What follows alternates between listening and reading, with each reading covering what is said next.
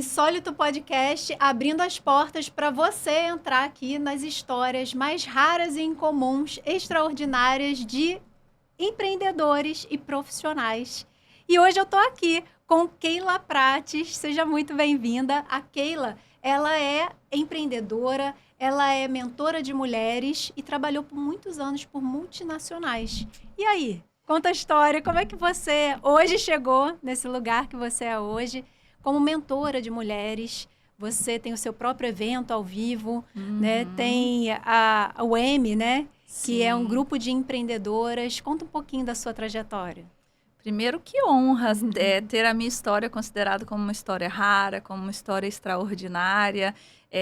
Às vezes a gente consegue se enxergar melhor até pela lente do outro, pela forma que o outro enxerga a gente. Eu fico muito honrada por estar vindo aqui, que eu sei que você só vai trazer pessoas extraordinárias aqui. Então, fico honrada, Carla, fico honrada por...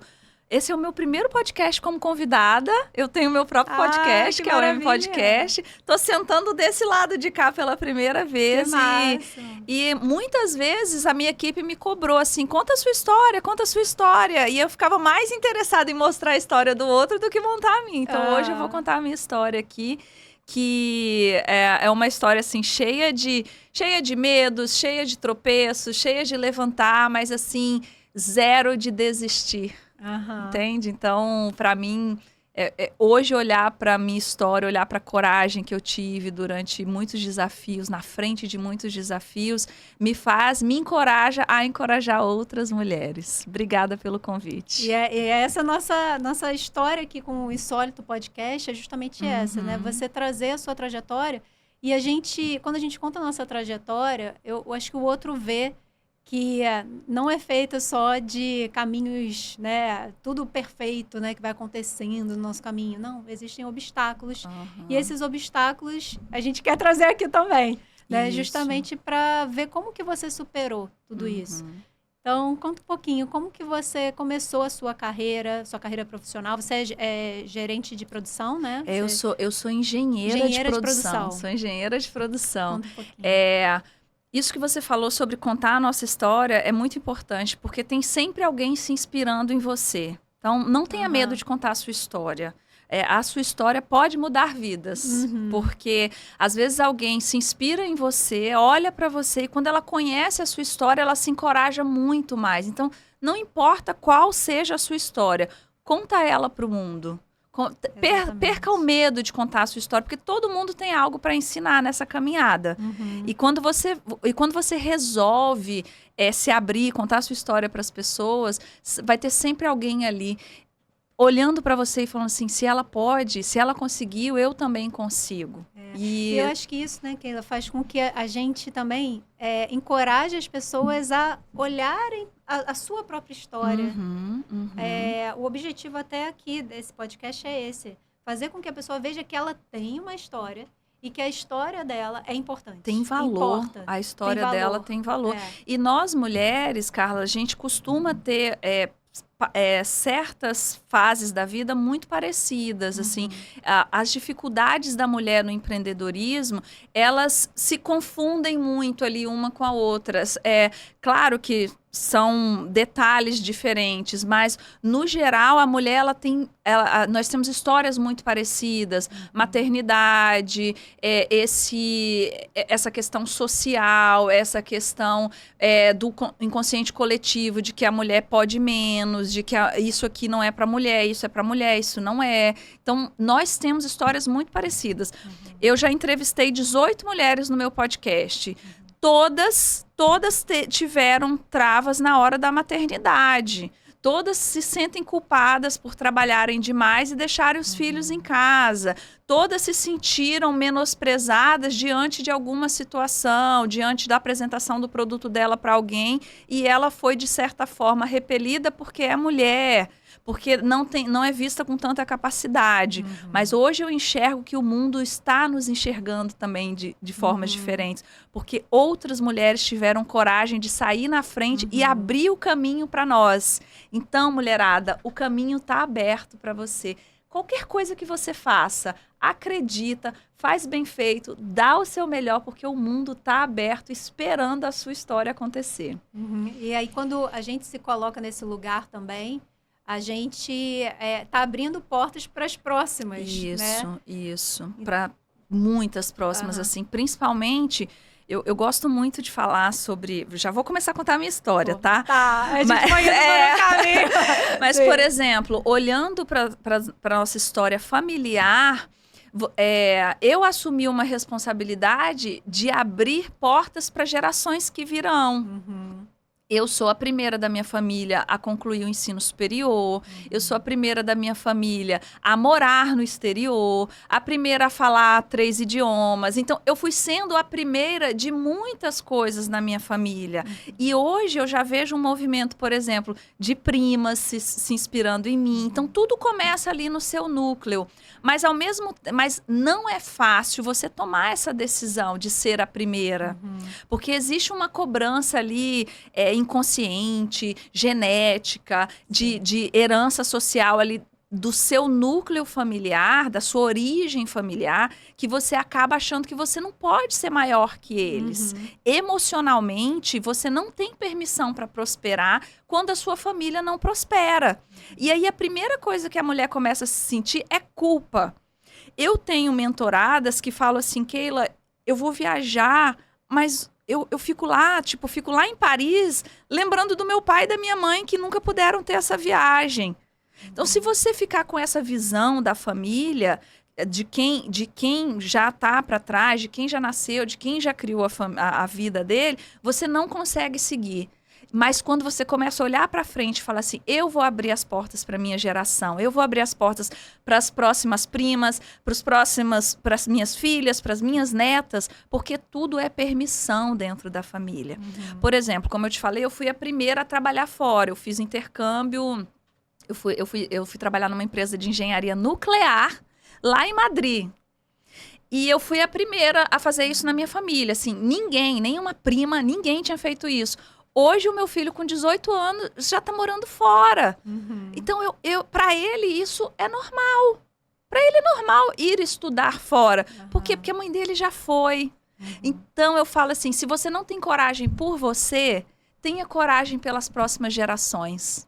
Seja uma inspiração para as suas próximas gerações. Porque elas vão lembrar de você. Isso é legado. Isso não é herança. Alguém vai falar assim, minha avó fez isso. Olha o que a minha avó fez. Olha a minha bisavó, o que ela fez. Então, eu quero ser lembrada assim. E você contando isso me remeteu à minha bisavó. Que a minha bisavó portuguesa, ela veio para o Brasil, como várias histórias, né? De nós todos. Ela veio, só que ela veio pequena, com 4 anos, cresceu, ok. Ela perdeu o marido, ela casou, perdeu o marido muito cedo, ela teve que trabalhar. E cuidar dos 2 filhos. E isso, E isso lá, nossa, 1900 e, sei lá, Bolotinha. 30, 40, né? Lá atrás. Atrás. Então, eu honro ela hoje. Isso. E é engraçado que, assim, porque essa coisa da mulher, né? Da mulher empreendedora, hoje eu observo mais isso, que eu não via antes. Eu não tinha essa separação. Homem pode uma coisa e mulher não pode. Porque a minha bisavó sempre se permitiu Você já era autorizada. Fazer. Eu já era autorizada. Emocionalmente autorizada a seguir nesse caminho do empreendedorismo. E da mulher profissional, né? Ela estar à frente. Sim. Então, a minha bisavó lá atrás... Aí minha avó, no caso, ela não trabalhou, mas minha mãe trabalha até hoje, 52 anos na mesma empresa, trabalhando, ativa. Olha isso. E aí, hoje, eu observando você falando e várias outras mulheres, eu fico, gente, eu não tinha esse olhar de, tipo assim, né, a mulher... como a mulher era vista na sociedade, porque meu pai sempre me honrou muito, honrava muito a minha mãe, sabe? Sempre eles dividiram as coisas, então não tinha isso. Né? E hoje eu vejo assim, existe. Existe. E é para ser olhado. Não sabe? pode, isso não pode ser... a gente não pode fazer vista grossa em cima disso, porque existe. Existem setores mais conservadores, existem setores que são mais liberais. Geralmente os setores, as áreas mais novas, né, como marketing, essas áreas mais voltadas para criatividade, coisas que surgiram agora, eles têm uma liberalidade maior para qualquer gênero. Agora, engenheira, eu fico imaginando você fazendo faculdade de engenharia. No meio de um monte de homem, Como é que foi homem. Na verdade, para mim, fazer a engenharia não foi difícil, porque eu já trabalhava numa área de engenharia. Eu acho que a minha vida foi me levando para isso, assim, voltando aqui, contando um pouco da minha história. Eu engravidei aos 19 anos. Aos 19 anos, tive o meu filho. Eu morava numa cidadezinha, assim, eu brinco, né? Eu falo, quando teve censo na minha cidade, tinha 600 habitantes. Agora deve ter reduzido. Esses dias eu fui 600 habitantes. Nossa. Menos do que o seu condomínio. É verdade. E aí, assim, quando eu falo sobre isso, assim, eu fico pensando assim... E aí eu não tinha muita expectativa ali. E eu saí dali e fui... E comecei... Eu engravidei, né? Fui para uma cidadezinha um pouco maior do lado. Mas eu não tinha muita expectativa de vida, assim, no sentido de crescimento. Porque tudo é o que os nossos olhos alcançam.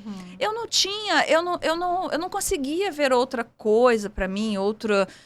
Mas eu sempre tive um desejo ardente em mim de crescer. Eu não sabia para onde. Sabe aquela que a gente brinca assim, aquela coceirinha, né? Eu era tida como assim, a minha mãe sempre falava comigo assim, você nunca tá satisfeita, tudo para você tá ruim. Então, a minha mãe, ela já percebia que eu tinha essa inquietação. E aí eu comecei a me descobrir pequenininha nos livros. Eu me lembro até hoje de um livro chamado A Viagem de Marco Polo, que eu ganhei esse livro. A minha tia trabalhava em São Paulo. Quando ela vinha de São Paulo para minha cidade lá de 600 habitantes, ela trazia um monte de coisa de presentinho pra gente, assim, que ela ganhava nas casas de família que ela trabalhava. A minha família é realmente de origem muito humilde. Então, minha tia era faxineira em São Paulo. Quando ela ganhava coisa assim, ela trazia pra gente. E a gente amava. Eu ganhei um livrinho, As Viagens de Marco Polo. E contava sobre onde Marco Polo ia. E ali eu comecei a descobrir o mundo. Então, eu comecei a ter prazer na leitura. Eu comecei a ler. E o único contato que eu tinha com o que o mundo oferecia era a leitura. E aí eu comecei a gostar muito de leitura, assim. Gostava muito de história. E eu comecei a crescer uma criança diferente. E todo mundo percebia isso. Às vezes, eu gostava de sentar com os adultos para conversar. Eu não sentava muito no meio das crianças, eu gostava de conversar com os adultos. E era aquela... E o meu padrinho era alquimista, assim. Meu padrinho fazia... Meu padrinho é um negócio fora da curva, assim. Então, eu adorava conversar com ele. Conversar sobre... Ele produzia coisas para vender, ele fazia perfume naquela época. Não sou tão velha assim, tá, gente? Mas naquela época. E eu adorava conversar com ele, assim. E ele falava, né, das coisas que ele lia, eu falava das coisas que eu lia, enfim. Eu fui crescendo uma criança diferente, depois eu virei uma adolescente diferente. Aí eu fui muito pro mundo dos esportes, gostava muito de jogar futebol, jogava vôlei. Mas... quando eu me tornei adolescente, é como se a minha realidade tivesse começado a jogar pá de cal nos meus sonhos, sabe? Eu não via muita perspectiva ali. E aí eu comecei a me acomodar com aquele ambiente, mas sempre inconformada por dentro. Eu sempre falava, né, assim, uma vez eu falei com a minha mãe assim, eu vou ser uma mulher de negócios. Só que eu tinha 15 anos, minha mãe olhou pra mim assim, mulher? Tipo assim, mulher, porque eu tinha, né? Olha isso, olha o nível. Adolescente. Mulher. Não, eu falei assim, eu sou uma mulher de negócios. Mulher? Você já é mulher? Entende? Olha aquele pensamento assim, mas... E aí eu comecei a perceber, assim, que aquele ambiente ali não era o ambiente que eu queria, e aquela vontade de sair dali, sempre reinava. Mas aos 19 anos eu engravidei. Por quê? Porque era a realidade do meu círculo. E por Aham. isso que eu falo que a gente vai repetindo. A minha mãe engravidou aos Exato. 19 anos. A minha avó Uau. engravidou aos 19 anos. Nossa. A minha bisavó, talvez mais nova. Aham. Então a gente vai repetindo as histórias. E quando meu filho nasceu, eu tinha duas opções. Ou eu me acomodava e repetia a história de todo mundo ali da minha região, as minhas amigas. Mas você já tinha essa consciência da repetição? Dessa Não, história? não tinha. Zero consciência sobre isso. Só Aham. tinha um inconformismo muito grande dentro de mim com aquilo que eu Você estava só vivendo. queria algo diferente. Exatamente.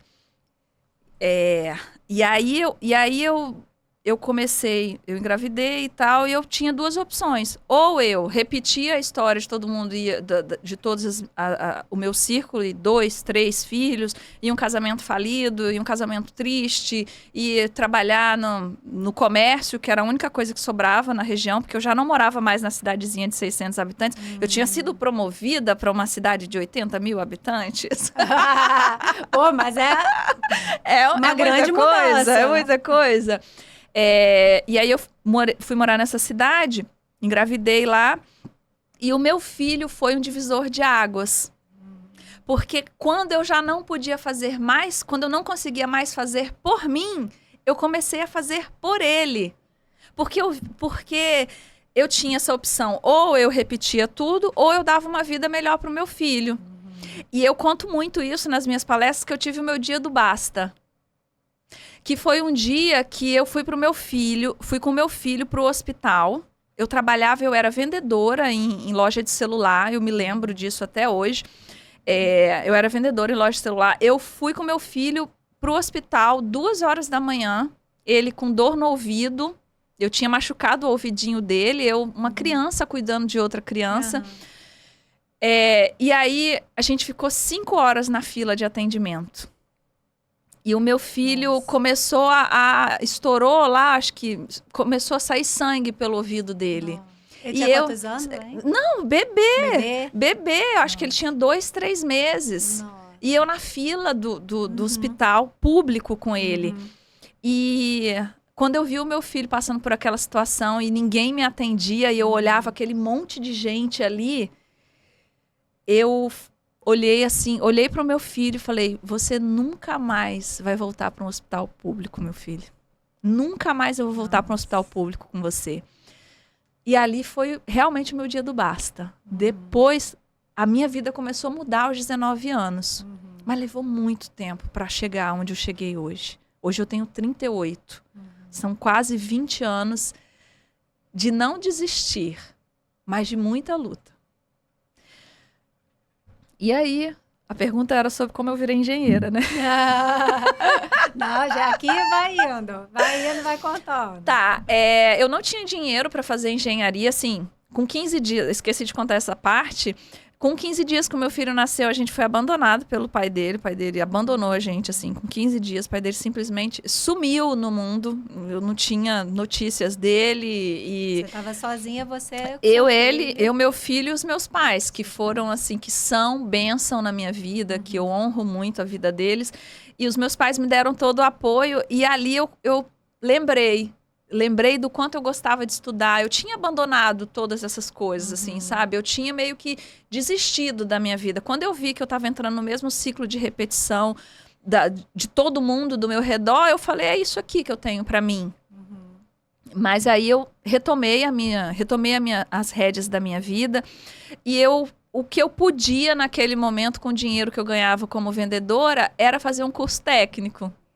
E eu fui fazer um curso, e aí tinha uma fábrica lá na minha região, que foi a empresa que eu trabalhei depois durante 9 anos, a gente vai chegar lá. Quase 9 anos, a gente vai chegar lá. E todas as pessoas que eu conhecia, que tinham dinheiro e que eram bem, e que estudavam em escola boas, e que tinham um plano de saúde bom, trabalhavam nessa fábrica. Então eu tinha vizinhos... O objetivo era... Era ter um plano de saúde. saúde. E aí eu tinha um vizinho, até hoje mora lá perto da minha mãe, que eles estudavam na melhor escola da cidade, eles estavam sempre de tênis novos. Eu via a vida deles desde pequena, eu já me antenava naquilo, né? Que o pai deles trabalhava naquela empresa. Mas aquilo era grande demais para mim, era grande demais para uma garota de 19 anos com um filho nos braços, né? Mal com ensino médio completo. E aí eu decidi nesse dia que eu fui com meu filho para o hospital que eu ia fazer alguma coisa diferente. E aí eu comecei a pesquisar sobre cursos e fui fazer um curso. E sem saber, eu comecei a ser uma pessoa muito intencional. Porque todos os professores desse curso que davam aula nesse curso eram funcionários dessa empresa. Porque a minha cidade era tão carente de mão de obra e essa fábrica trazia colaboradores de São Paulo, de outros estados, porque na minha cidade não tinha mão de obra capacitada. Então, assim, os técnicos, a alta liderança era toda de fora. E eles eram meus professores. Aí eu comecei a praticar intencionalidade sem nem conhecer esse nome. Então, eu era a que sempre entregava os trabalhos, a que sempre apresentava os trabalhos, a que sempre conversava com os professores, a mais curiosa. Interessada, interessante e não interesseira. E aí, em menos de 3 meses, eu já estava trabalhando na fábrica. Só que eu entrei lá como auxiliar de uma empresa de serviços gerais. Então, eu era contratada dessa empresa e eu trabalhava como auxiliar administrativo dentro do almoxarifado. Mas eu também só fiquei no almoxarifado uns 4 meses. Porque eu já fui para outra área. Você continuou no técnico? Continuei, terminei o curso técnico, não trabalhei nessa área, mas entende que foi essa decisão que mudou a minha vida? Total. Porque eu fiquei na fábrica, entrei como auxiliar nessa empresa, numa terceirizada, trabalhei ali no almoxarifado, eu anotava os pedidos, lançava no sistema, enfim. Dali, eu já fui trabalhar. Eu era terceirizada. Eu já fui trabalhar em outra empresa, já diretamente para a Suzano, que é essa grande empresa lá. E aí eu fiquei uns 3 meses nessa aqui. Depois fui para outra, que já era só como auxiliar administrativo mesmo, aprendendo a parte de suprimentos, a parte de lançamento de notas. Eu era auxiliar e ainda estava fazendo o técnico. E aí, nessa parte de auxiliar, eu já fui, já fui primarizada, já entrei, depois dali eu já fui direto para a Suzano, fui ser funcionária da Suzano. Aí, sabe o que aconteceu, Carla? Eu tinha plano de saúde, a melhor escola para o meu filho, e eu pude entrar na faculdade. Entende? Então, não é a respeito de mudar hoje e acontecer amanhã. É a respeito de saber onde você quer chegar. Eu me lembro até hoje de quando o plano de saúde do meu filho saiu.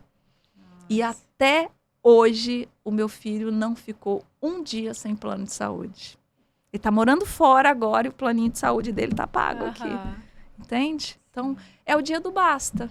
Qual é o dia do basta? O que você não quer mais para sua vida? Decide, isso aqui eu não vivo mais. E é um lugar que não é um lugar de vítima, né? Porque tem esse lugar do tipo assim, tô sofrendo isso. E se coloca num lugar de piedade de si mesmo, né?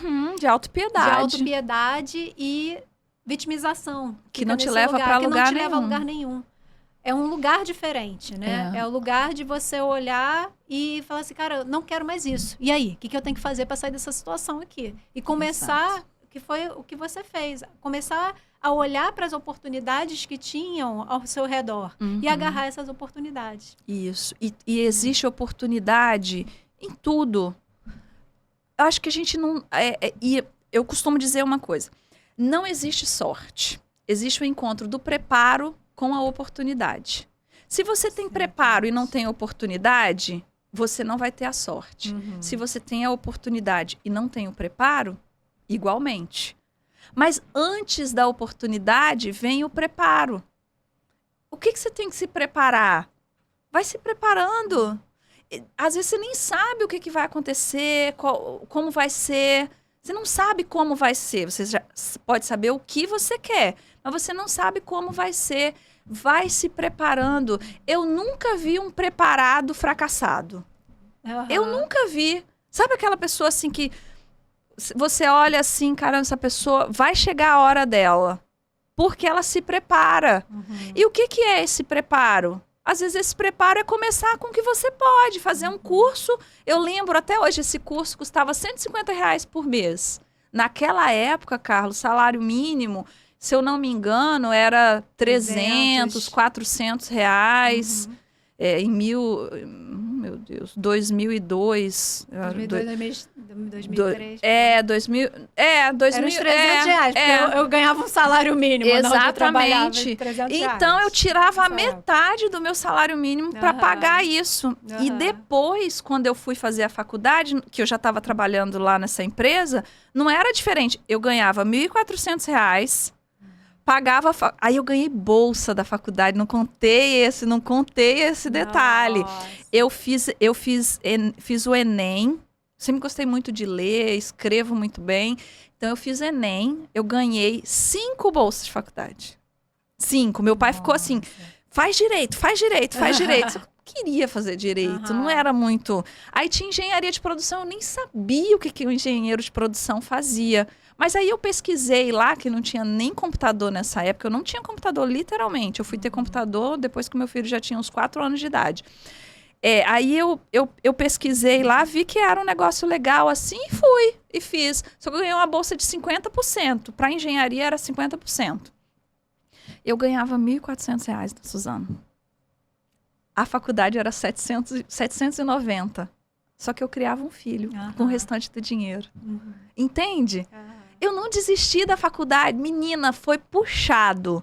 Mas eu fiz. Então, sobrava ali R$600, comprava leite pro meu filho, ele dentro de casa com a minha mãe. E teve época que eu tinha que pagar babá, tá? Não me pergunta como. Mas eu consegui. Eu fui lá e fiz. Entende?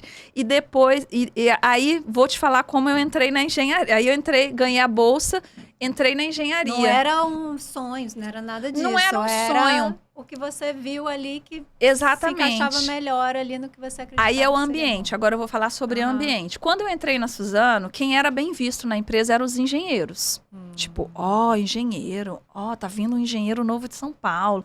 Só que eu achava que aquilo também não era pra mim. Porque, eu, engenheira... E nessa época, Keila, era um ambiente masculino? Total.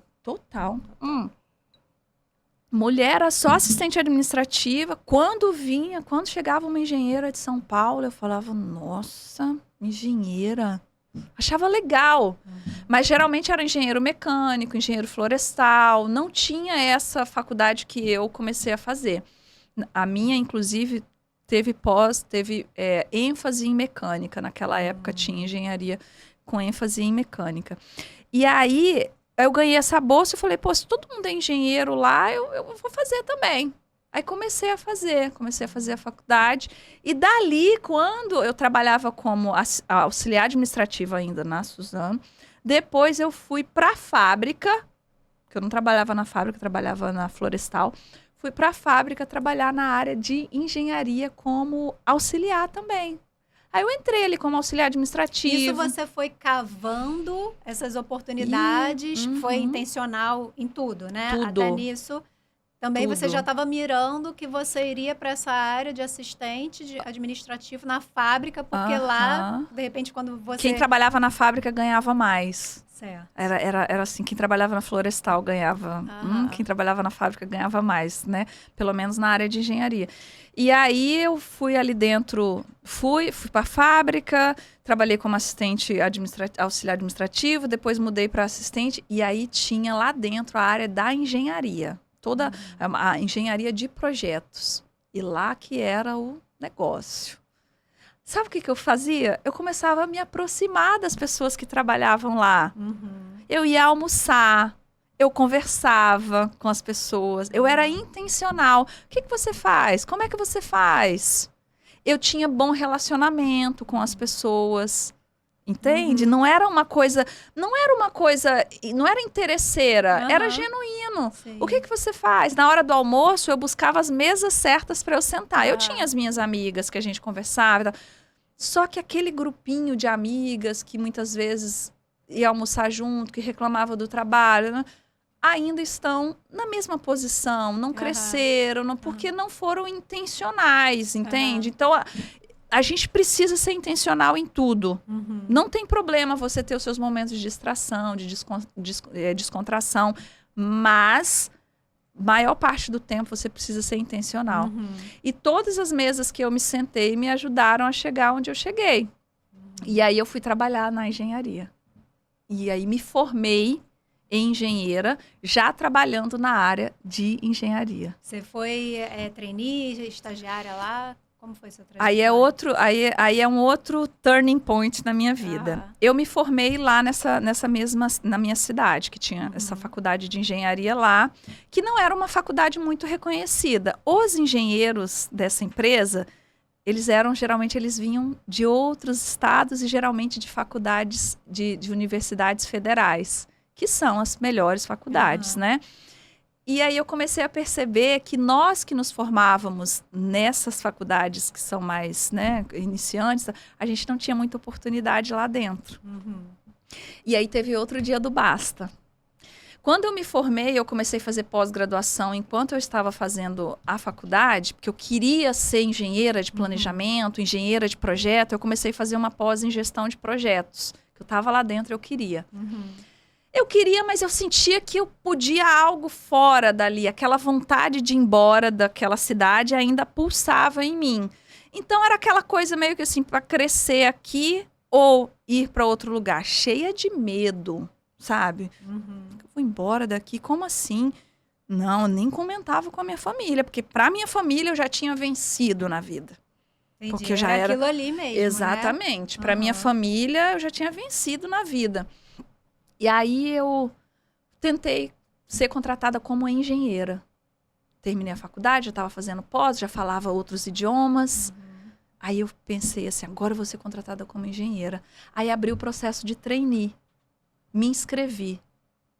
Empolgada, conversei, tal. Não fui contratada.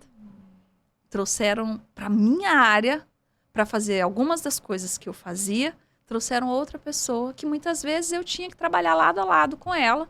Às vezes até ensinar alguns processos, mas eu não fui. Então eu comecei a perceber que ali não era mais o meu lugar. E isso eu dou o nome de zona de expulsão. Que é quando você já se sente comprimida num lugar, que você não consegue crescer, que você olha para o lado e fala assim, caramba, o que eu vou fazer mais aqui? Você perde literalmente o tesão de estar no lugar. Nada mais te anima. Sai dali. Começa a olhar, para onde eu vou agora? O que eu vou fazer?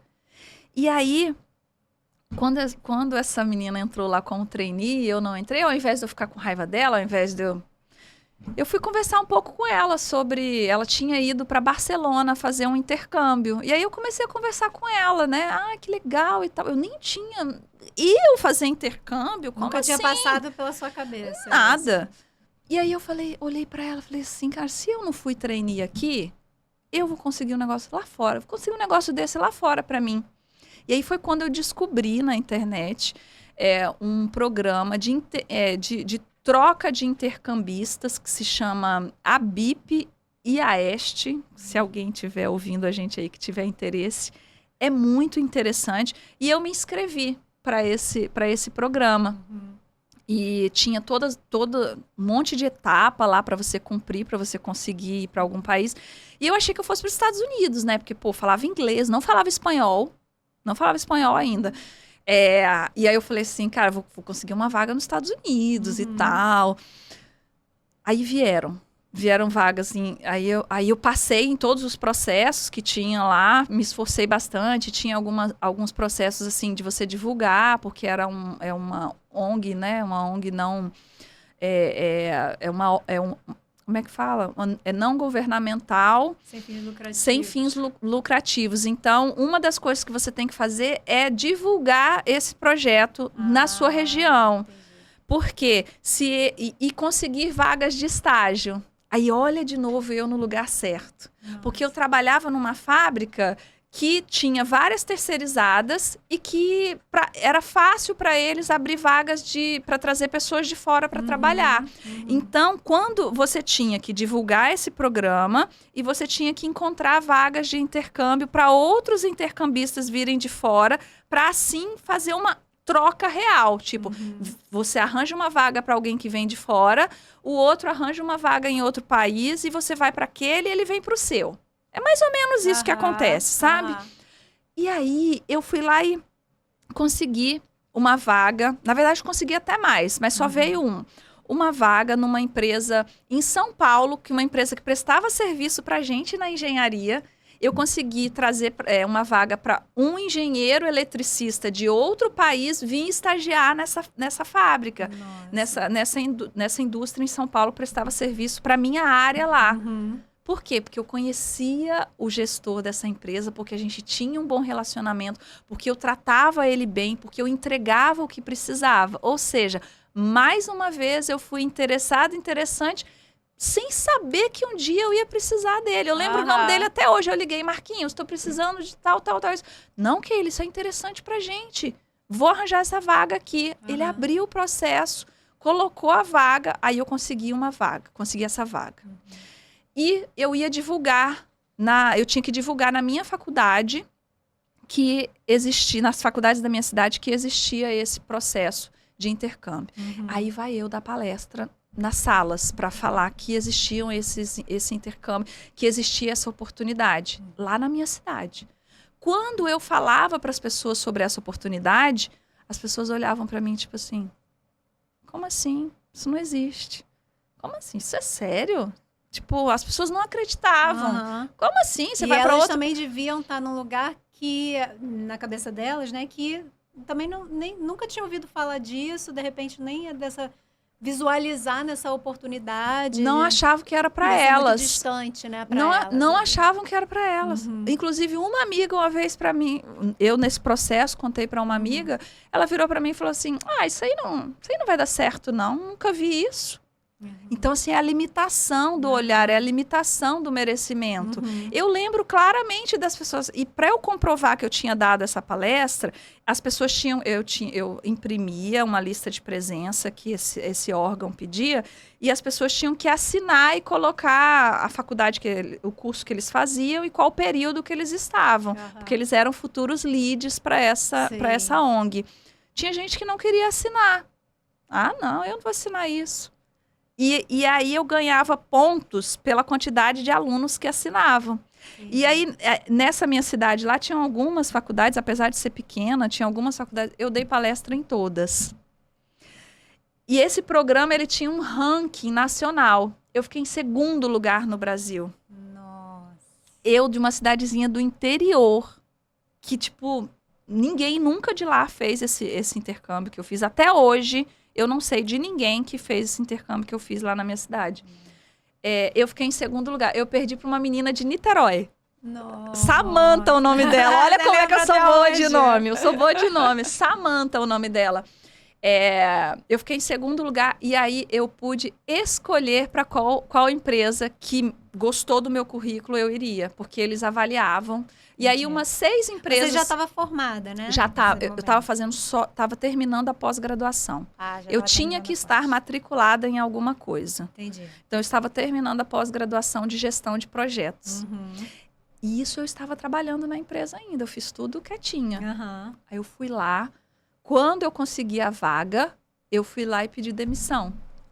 Pedi demissão e falei assim, se eu não tive a oportunidade de ser trainee aqui, eu estou indo... Aí eu escolhi o lugar que eu ia. Eu estou indo para Madrid ser engenheira trainee na maior empresa de tecnologia nuclear do mundo. Nossa. Que é a Tecnatom. Tem na China, tem na Ucrânia, tem aqui no Brasil também, em Angra.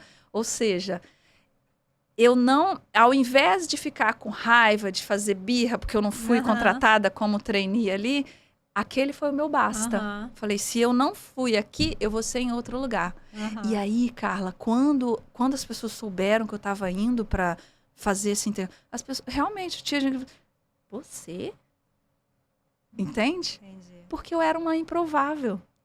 Eu era uma improvável, uma mãe que eu fiz magistério, depois fui fazer engenharia, que tinha todo um perfil para repetir a história de todo mundo ali. E eu ouvi de pessoas de lá de dentro da empresa, você? Como assim, você? Entende? E eu fui. Fiquei séria. Aí fui para lá. Aí quando eu cheguei em Madrid, eu vi que a engenharia que era diferente, né? Lá, muitas mulheres na engenharia. Muitas mulheres. A minha chefe técnica, inclusive, aqui no Brasil, eu nunca tinha tido uma chefe técnica da área de engenharia, sempre homens. Tinha até funcionais, gerentes funcionais, mas responsáveis técnicas pelo setor, nunca vi. E lá tinha a minha direta, lá, a minha chefe direta, era uma mulher. E eu fiquei assim, caraca, uma mulher. E de área de nuclear, tá? Eu trabalhei na parte de eles chamam lá de... na parte de manutenção preventiva de plantas nucleares. E fui para a área de planejamento lá também. É parada, né? O nome da parada da planta nuclear. Só que quando eu fui para lá, meio que foi uma virada de chave na minha cabeça, assim. Eu descobri o mundo... foi um choque social para mim. E dali para frente, quando eu descobri que o mundo era uma ervilha, mas que ao mesmo tempo era gigante, eu perdi o medo. Eu falei... É isso que eu ia te perguntar, porque você começou, quando a gente começou aqui, você falou que é uma história de medo. E tudo isso, você tinha intencionalidade, você sabia para onde você queria, mas você teve que romper com muitas histórias da sua família e ir para algo muito desconhecido. O intercâmbio era uma coisa desconhecida, Madrid era uma coisa desconhecida, né? Essa mudança da faculdade, né? Era tudo muito incerto, assim, né? Você tinha essa insegurança, esse medo de trocar meio que o certo pelo duvidoso. Rolou isso para você? Muito medo, mas assim, no começo, quando você não tem nada, você não tem muito a perder, então você só vai. Você só vai. Depois que você começa a conquistar uma coisinha aqui, outra ali, como, por exemplo, estar lá nessa empresa que é a melhor empresa da minha região. Eu ganhava um salário lá que era acima do que as pessoas da minha idade ganhavam, acima do que a cidade tinha. Eu tinha o plano de saúde para o meu filho, eu tinha... O plano de saúde estava lá, Estava lá, o plano de saúde estava lá. Se eu tivesse me apegado ao plano de saúde, só isso, eu estaria lá até hoje. Então, eu resolvi ressignificar. Não é só o plano de saúde que o meu filho merece. Ele merece muito mais que isso. E quando eu fiz o intercâmbio, eu fiquei 7 meses longe do meu filho.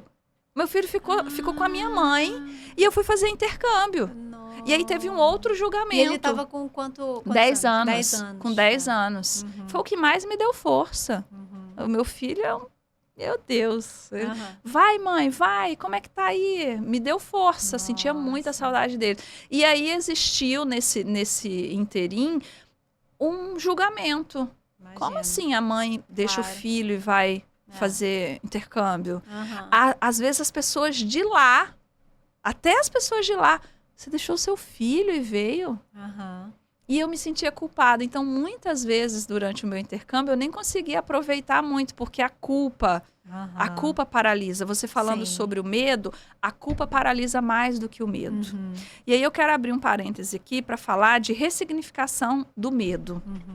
Hoje, para mim, o medo é um sinal de que eu estou indo no caminho certo. Exato. O medo, aquele frio na barriga, quando tá dando friozinho na barriga, é lá que eu tenho que ir. Porque se tá confortável demais, você não tá caminhando. O único lugar onde você, entre aspas, não sente medo é dentro da zona de conforto. Então, hoje eu ressignifiquei. O medo é sinal de que eu tô indo no caminho certo. Não é fácil. Tem dias que eu penso que tem um enxame de borboleta na minha barriga. Mas eu caminho em direção a um aprendizado, em direção a uma realização. Mas para mim, nada paralisa mais do que a culpa. Então, enquanto eu estava lá, eu ainda não tinha essa expansão de consciência, não. Eu senti muita culpa. Eu tenho até uma história que eu conto, assim, que teve um jogo lá no Santiago Bernabéu, que era o jogo das estrelas, né? Que todos os grandes jogadores que passaram pelo Real Madrid jogam lá, nesse dia. É um jogo beneficente. E aí eu queria muito ir nesse jogo.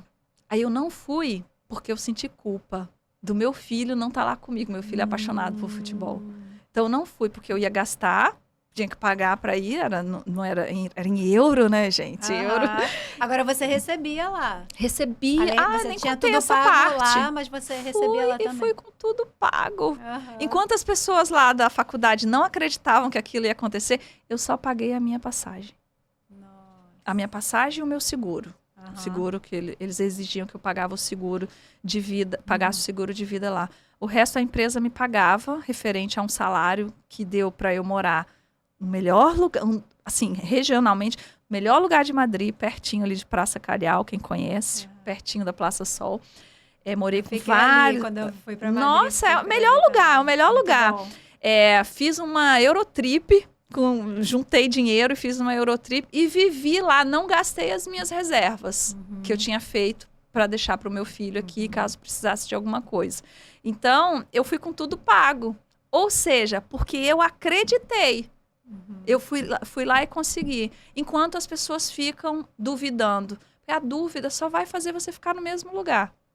Se não, o que eu costumo fazer quando eu sinto medo e quando eu tenho dúvida? Eu racionalizo, eu trago para o racional. Hoje na aula eu expliquei para as meninas, falei assim, coloco no papel o que pode dar certo, o que pode dar errado. E se der errado, o que pode dar de tão ruim? Porque às vezes o dar errado é só recomeçar. E você paralisa porque você tem medo de dar errado. Que na verdade você não tem medo de dar errado, você tem medo do julgamento. E te falar... Quem está ali para julgar são as pessoas que não fazem nada. Porque quem faz está ocupado demais para ficar julgando os outros. E aí, a vida foi... Voltei de Madrid e vim parar aqui no Rio. E como é que você veio parar aqui no Rio? Vim parar aqui no Rio. Você já sabia que você não queria voltar para sua cidade? Eu não tinha como voltar, porque eu pedi demissão do meu emprego. Saí de lá super bem, mas eu pedi demissão de lá. E depois que você foi para uma cidade grande, deve ter morria de medo de voltar. Eu morria de medo de voltar. Falando, não vou voltar. Não vou voltar. E aí, eu vim aqui para o Rio, tinha um relacionamento aqui no Rio. Vim morar, já tinha combinado com ele, olha, eu não vou voltar para lá, vou vir aqui para o Rio. Aí vim para o Rio. Não tinha emprego.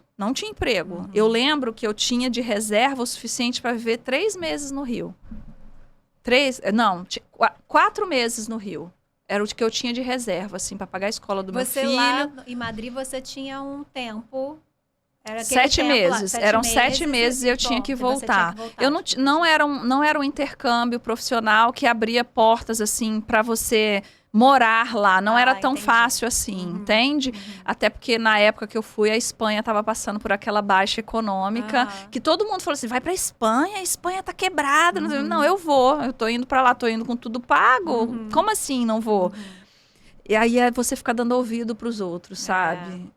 Tem coisas que você vai sozinha, não fica perguntando pra ninguém não, só vai, só vai. E aí, quando eu voltei, eu tinha as reservas, uma reserva guardada e era, tipo, eu tinha 4 meses, tinha dinheiro para 4 meses. Aí eu vim embora pro Rio, vim com o meu filho. Não deixei o meu filho lá. Falei, não vou, outro basta que eu dei. Não vou ficar longe do meu filho nunca mais, até ele fazer os 18 anos dele. Fui com ele, vim com ele para cá, pro Rio. E eu não tinha emprego aqui no Rio. Cheguei aqui também em 2015, naquele problemão do impeachment de não sei o quê. E todo mundo falou, nossa, vai ser difícil você arranjar emprego. Eu, engenheira formada, com pós-graduação, falando 3 idiomas, que aí eu aprendi o espanhol lá e tal. Cheguei aqui no Rio, nada de emprego em engenharia. Nada de emprego em engenharia. Só que eu também tava... Não era aquilo que eu queria mais para mim, sabe? Eu não sentia que a engenharia, aquela engenharia que eu vivia era o que eu queria para mim. Eu sempre gostei de negócio, sempre gostei de desenvolvimento de pessoas, sabe? De olhar as coisas de uma forma mais holística e não ficar só na engenharia. Em alguns aspectos, ela te deixa muito fechada ali, é isso, é essa fórmula, é essa regra, e no máximo que muda são os projetos. Eu estava saturada daquilo. Na verdade, eu estava saturada. E nisso, Carla, te falar, desses 19 anos aí do meu primeiro Basta, até essa virada de chave de ir para Madrid, foram 10 anos. 10 anos. Quem está ouvindo pensa que foi rapidinho. Não, foram 10 anos. Foram decisão, medo, às vezes paralisação, mas desistir nunca. Um monte de gente falando. Um monte de gente falando, mas desistir nunca. E aí eu vim aqui para o Rio e eu tinha muito... Sabe, eu pensava assim, gente, será que eu vou arranjar emprego no Rio? Onde é que eu vou arranjar? Aí eu mandava currículo para tudo quanto é lugar, para essas empresas de engenharia. A Petrobras estava passando por um problema. O sonho do meu pai era que eu trabalhasse na Petrobras. Deixa eu fazer um parêntese aqui. O desistir é você... muitas vezes você trouxe aqui, né? Tudo que você fez. É um funil, né?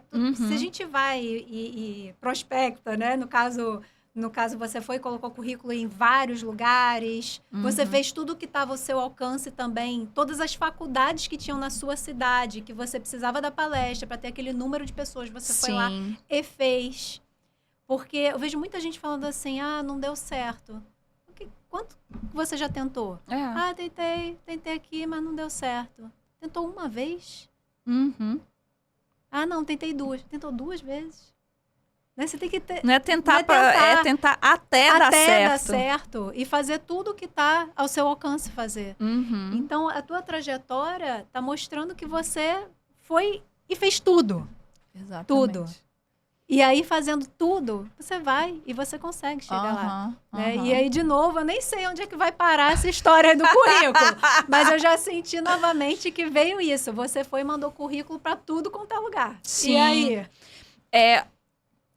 Antes de falar sobre isso, é interessante a gente falar sobre a ligação dos pontos, sabe? Nada do que você faz é em vão. Então, mesmo que eu não quisesse mais, que eu não estivesse feliz com a engenharia, que não fosse aquilo onde eu me realizava, a engenharia me ajudou muito. Então, quando eu coloquei meu currículo em vários lugares e eu estava assistindo uns vídeos e tal, e aí eu aprendi muito sobre mentalizar. Nessa época eu não tinha expansão de consciência, mas assim, eu vou mentalizar que eu quero isso, que eu quero assim. O filme O Segredo, né? Eu quero assim, quero assim. E aí eu tive o primeiro contato com isso, porque assim, o quanto eu coloquei lá que eu precisava para eu me manter aqui no Rio e o cargo que eu queria. Assim, quando eu falo isso, como assim? Sim, falei, eu quero ser coordenadora de projeto. Não precisava ser eu não falei o lugar, mas eu quero ser coordenadora de projeto, eu quero salário X. Aí eu fiz um monte de entrevista. Às vezes deu vontade de chorar, deu vontade de pegar as bolsas e voltar lá para minha cidade, porque é aquilo, você está na zona do medo, ela quer te empurrar para sua zona de conforto. Sim. A minha zona de conforto era lá, morar lá junto com a minha mãe, com os meus pais. Eu tinha até construído uma casa, eu tenho uma casa lá construída, ela tipo, pronta, volta. Eu tinha tudo para voltar. Só que o meu sonho não era lá. Eu nunca vi também assim, é o Rio de Janeiro que eu quero morar. Nunca foi isso, eu só queria sair de lá. E aí eu entrei numa entidade, fui chamada para trabalhar numa entidade de classe, uma associação de supermercados. Olha que loucura! Quando eu fiz a entrevista, o cargo era coordenadora de projetos. Quando eu cheguei lá, o salário era aquilo.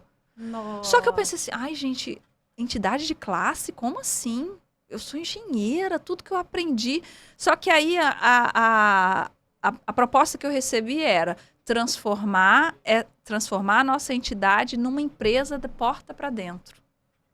Eu quero que você implante processos, eu quero que você implante uma área de projetos aqui. Aí os pontos foram ligando, porque eu trabalhei muito tempo em processos lá dentro da Suzano. E eu aprendi tudo sobre procedimento, sobre fluxo de trabalho, sobre orçamento, sobre projeto, sobre desembolso financeiro. Então, eu sabia de coisas assim, aquilo foi uma escola. Não tem como eu olhar para lá e falar assim, só lembrar de que eu não fui contratada como um trainee. Eu tenho que olhar para tudo que eu aprendi ali. E hoje os pontos se ligam. Por quê? porque hoje eu sou mentora de mulheres empresárias e eu ensino tudo isso. Então, tudo que eu passei, aí eu fiquei 7 anos nessa empresa aqui no Rio. Tem 8 anos que eu moro no Rio. Fiquei 7 anos nessa empresa, nessa entidade de classe. Transformei a associação, transformei numa verdadeira empresa. Cheguei lá tudo bagunçado, conta atrasada, associado sem pagar. Organizei tudo cartesianamente. Primeiro, o que é o coração aqui? Financeiro, bora organizar o financeiro. Agora, relacionamento, bora organizar o relacionamento. Eu não entendia nada. Eu nunca tinha ouvido falar de associação de supermercado. E eu entrei como coordenadora de projetos lá e saí como superintendente. Com cerca de 2 anos, 2 anos e meio, 2 anos. Eu entrei em 2016, 2018 eu já era superintendente, que é o cargo abaixo do presidente. E eu era assim, da porta para dentro, ele sempre falava, da porta para dentro quem manda é a Keila. E eu realmente tomei posse daquilo. E aí eu comecei a descobrir o trabalho com desenvolvimento humano. Eu montei um instituto dentro dessa associação que desenvolvia os funcionários dos supermercados para ter um atendimento melhor, para que eles crescessem, para que eles tivessem visão de crescimento. Porque o comércio é um escape. As pessoas não gostam de trabalhar no comércio, porque paga pouco, trabalha muito, trabalha final de semana. Então, um dos motivos era que essas pessoas tivessem visão de crescimento dentro um dos objetivos, né? Que as pessoas tivessem visão de crescimento dentro dos supermercados. E aí eu trabalhei lá durante 7 anos e ali por beira dos 5 anos e meio, a minha zona de expulsão começou a gritar no meu ouvido. Tipo, seu tempo aqui deu. Vai que o seu tempo aqui deu. E eu fui insistindo. Tive problemas, assim, quando teve uma mudança lá, ficou muito política, porque entidades têm essa pegada muito política. Aquilo começou a me perturbar muito. Eu já estava passando por processo de burnout. Nós que somos muito intensas, a gente tem essa... e aí, num rompante, eu fui cuspida de lá, sabe? Tipo, sai, não dá para você ficar aqui mais. Eu saí saí em junho. E nesses 6 meses, ao invés de realizar o meu sonho, que era de empreender, eu fiquei tentando provar que eu podia encontrar outra função naquele mesmo nível.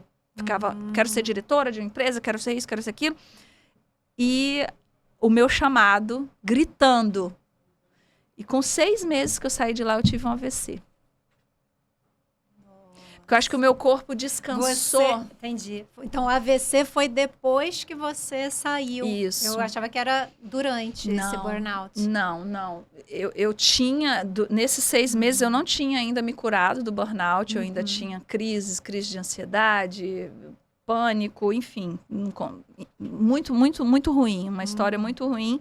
Mas eu estava fora do meu chamado. Dia 12 de dezembro agora fez 1 ano que eu tive o AVC. Fez 1 ano. E aí foi quando você não dá o seu basta, a vida vem e dá um basta para você. E ainda bem que o meu basta veio com o basta que a vida trouxe para mim, foi um basta com uma segunda chance. Às vezes esse basta não vem com uma segunda chance. Verdade. E eu costumo dizer assim que eu fiquei 60 dias sem poder fazer nada. E o nada que eu fiz nesses 60 dias, entre aspas, foi construir o meu projeto, que hoje é o que eu vivo, que é um projeto voltado para encorajar mulheres a empreender.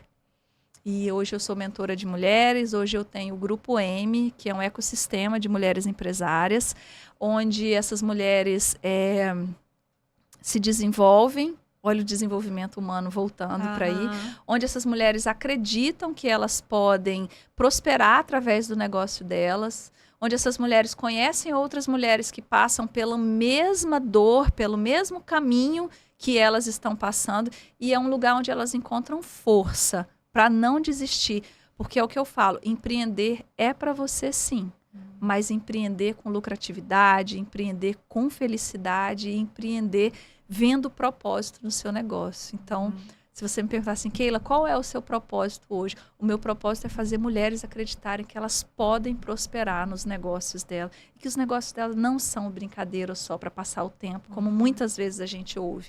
Ela não tem nada para fazer, ela montou um negócio. Entendi. entendeu? Aham. Então, hoje o meu... E aí, através disso, apareceu a necessidade da mentoria.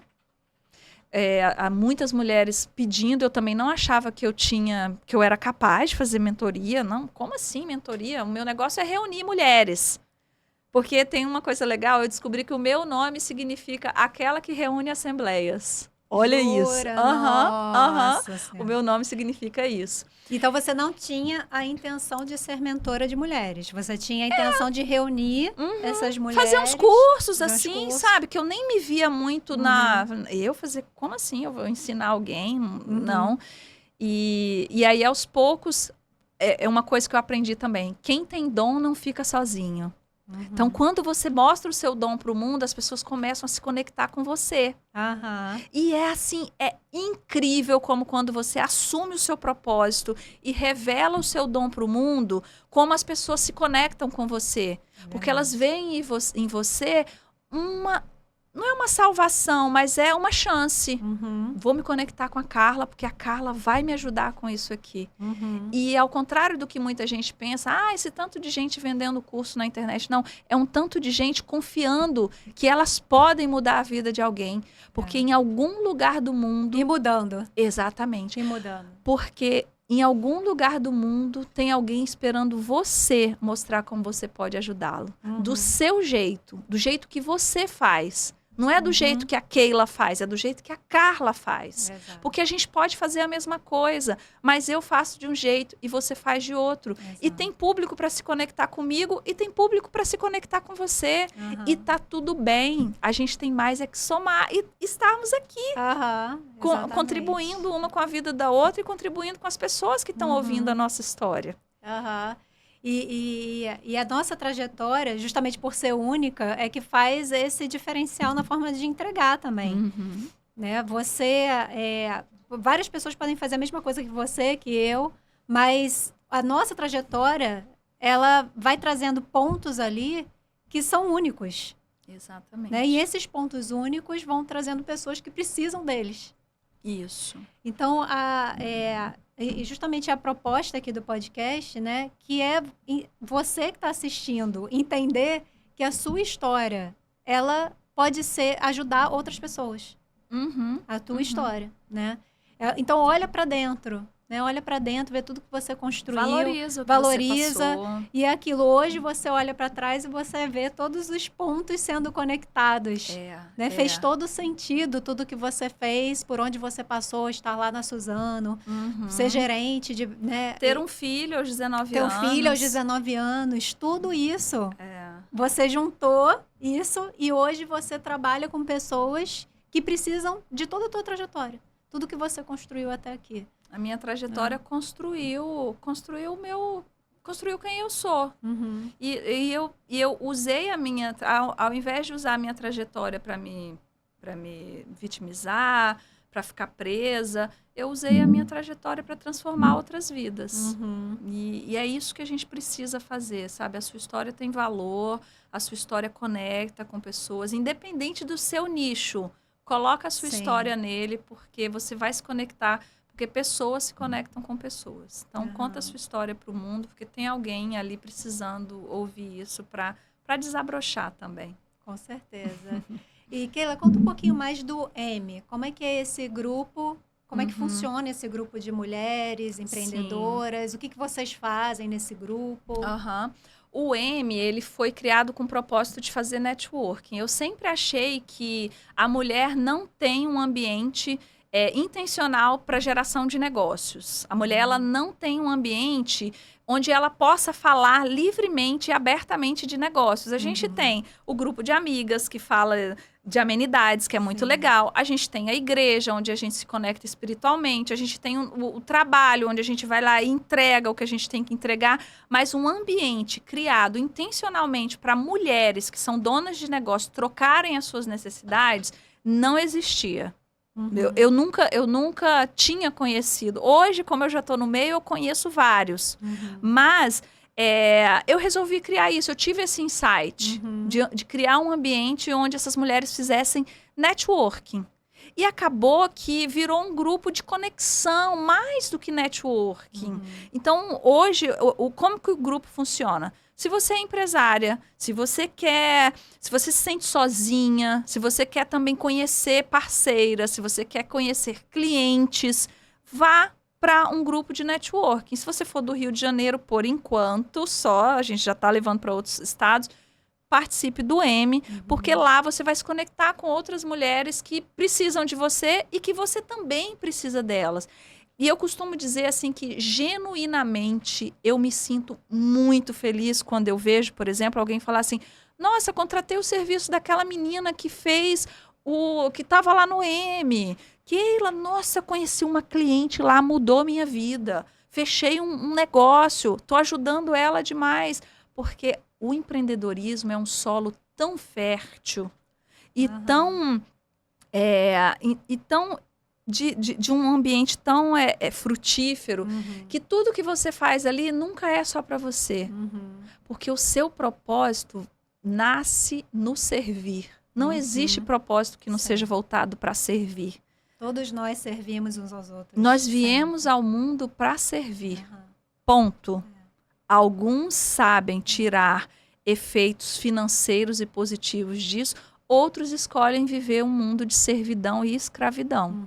Que eu acredito muito que não é isso que Deus quer pra gente. Eu acredito que Deus colocou em cada um de nós um propósito, um dom para cumprir um propósito aqui na Terra. Então, meu propósito é fortalecer essas mulheres. É mostrar que elas podem ganhar dinheiro, que elas podem ter uma vida feliz, uma vida frutífera, uma vida grande, que montar negócios lucrativos é para a mulher também. Se a gente for olhar aí nas escalas de Forbes, os maiores faturamentos das empresas mundiais, não tem empresa de mulher. Por que não tem? E você falando isso, nossa, foi aqui também, né, retrospectiva aqui na minha cabeça, né? Porque como eu falei antes, né, eu não tinha esse olhar justamente por na minha vida, ter sido trazido muito, na minha família, pelo menos, né? Família, núcleo próximo. Sempre homem e mulher muito igual, assim, né? Nada tipo assim, a mulher não pode tal coisa, nunca teve isso. E para mim isso muito recente, sabe? Essa questão de, nossa, não, a mulher é vista como esse lugar de, tipo, não é empreendedora, ou não faz isso, não faz aquilo, isso está sendo muito recente para mim. Agora, você contando das mulheres que nunca tinham esse grupo, o grupo das amigas falavam amenidades. Eu tô aqui agora mesmo, tá? Que você falando, eu falei, meu Deus, porque eu sempre gostei muito mais de conversar com homens. Olha que bizarro. Eu sempre gostei muito mais de conversar com homens, porque eu sempre fui muito interessada em empreender, em negócios, sempre, assim. Eu me vejo dos 20 anos pra cá, sempre muito nesse lugar. E aí as minhas conversas sempre foram com amigos homens. Olha isso. Olha isso. E as possibilidades, né? O chamado para a sociedade foram de homens vindo para mim. Carla, vamos ser sócio nesse lugar? Vamos abrir esse negócio? Sempre foram os meus amigos homens me procurando para fazer a sociedade com eles. E nunca de mulher. O homem é autorizado. O homem tem autorização social e emocional para empreender. A mulher, ela não tem. A gente ainda vive, e aí eu estou falando de autorização emocional muito mais do que social. Mas a mulher, ela não foi forjada desde os nossos... Ela não foi forjada para fora. Ela foi forjada para dentro. E aí a gente se pega num momento onde a gente precisa fazer os dois. Porque o maior conflito emocional das mulheres hoje é a culpa de perder o casamento, de não acompanhar o crescimento do filho. Por quê? Porque ela precisou sair. E essa primeira autorização que ela teve para sair foi para trabalhar para homens. Agora agora o empreendedorismo feminino explodiu. Então agora ela está se autorizando, nós estamos fazendo um movimento de autorização inconsciente, levando isso para o consciente coletivo, de que a mulher pode sim ter negócio, de que a mulher pode ganhar dinheiro com os negócios. Né? E a gente está começando a abrir esse caminho para outras mulheres. Seja, inclusive, digitalmente falando, como a gente trabalha muito no digital, as mulheres já estão na frente na questão de produção digital. Nós somos muito mais na internet do que homens. Incrível. Nós estamos liderando um movimento de produção digital muito maior do que homens. Incrível. Isso, e assim, homens... E é verdade, que eu tenho visto mulheres aparecendo mais, né, no digital, assim, com força, em pouco tempo. Porque até pouquíssimo tempo eu estou no digital, na verdade, há 15 anos, né? Mas assim, eu Você como é a minha pioneira marca... no digital. Mas eu fazia isso para outras empresas, né? Eu, como marca, é mais recente, né? Desde 2017. Nessa época, e de pouquíssimo, dessa época para cá, sei lá, 1 ano atrás, você via os grandes players, não são as grandes players, né? Os grandes players, você sabia, só que eram homens, em sua grande maioria. Sim, Tinha uma ou outra que você identificava, mas a grandíssima maioria eram homens. Agora você vê mulheres bem fortes nesse mercado, né, digital, aparecendo e tomando seu lugar ali. Isso. E como que é maravilhoso. É porque é aquilo que eu falei, é um ambiente novo, é uma área nova que já nasceu com a permissão feminina. Então, nós nos sentimos ambientadas a isso. Quando a gente fala de engenharia, quando a gente fala de áreas de investimento, a mulher, ela ainda não tem essa permissão, esse consciente de que ela pode performar tão bem ali como como um homem. E é o que eu falo, assim, nós estamos abrindo o caminho para outras gerações, para outras gerações de mulheres que vão olhar para a gente e vai falar assim, se ela pôde, eu também posso. E se isso acontecer, já valeu a pena. Verdade, Keila, incrível, incrível. Keila, finalizando aqui o nosso podcast, que conselho que você dá para essas mulheres que estão começando a empreender? Quem quer empreender agora, está começando, qual conselho, dica, orientação, o que você dá aqui para elas? O conselho que eu dou assim, procura ajuda. Não tenta sozinha. Sozinha você pode, mas é muito doloroso, assim, é muito difícil. Porque às vezes o que a gente precisa é só de alguém olhando pra gente e falando assim, vai lá, você consegue. Então, procura ajuda, busca uma mentora. Tem mentoras, assim, eu sou mentora, a Carla é mentora, tem tantas outras mentoras aí. Se conecte com alguém. Primeiro, busca ajuda, cria um ambiente e cuida do seu emocional.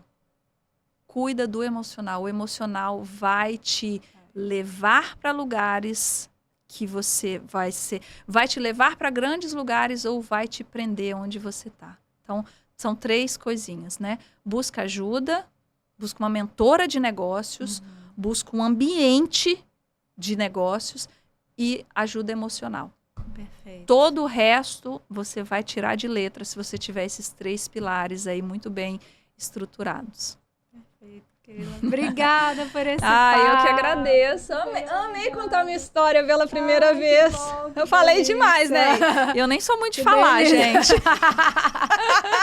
Que delícia. Obrigada, Carla, pelo por ter convite. aceitado o convite. Muito e por a sucesso gente para ter você. se conectado. Sim. Que foi na internet. É verdade. Olha que conexão. Olha que conexão bacana. E Sim. assim, muito sucesso para você nesse seu projeto. Que você alcance muitas vidas.